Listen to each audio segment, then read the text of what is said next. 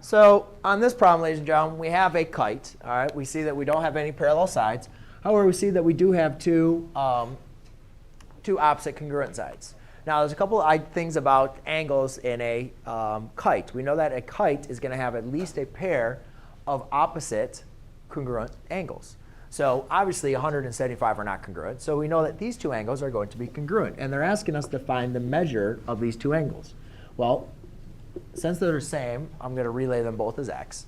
And as far as finding the measurement of angles with a kite, we have to go back to what we did last problem, where, Shane, we have to remember that all the angles of a quadrilateral add up to 3, 6, 0, 360.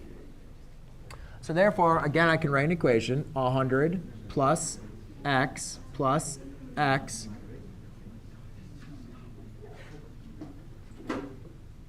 equals 360. Jared, is there a reason why you're not writing this down? Yeah. What's the reason? I don't want you to be doing anything but watching right here, because this is going to be problems you have to know to do on all the homework as well. I'll walk around and help you out with that during class as you're working on it.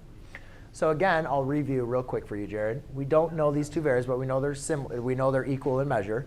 So I know that all the angles in a quadrilateral add up to 360. So I write this equation, adding up all these angles equal to 360. Yes? We don't know their values, so I'm assigning them a variable. All right? Then I can add these up, which would be 175 plus 2x equals 360. Now I can simply solve for this. Right? So I subtract 175.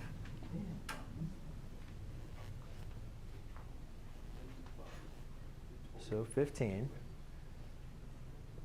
So we have 2x equals 360 plus 360, or 360 minus 175 is going to be 185.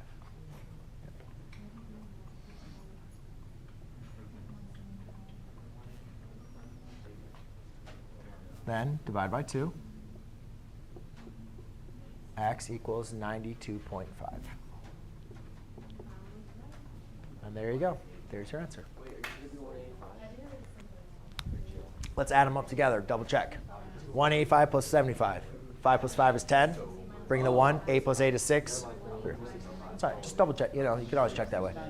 Did you write that down? Answer down? Yeah.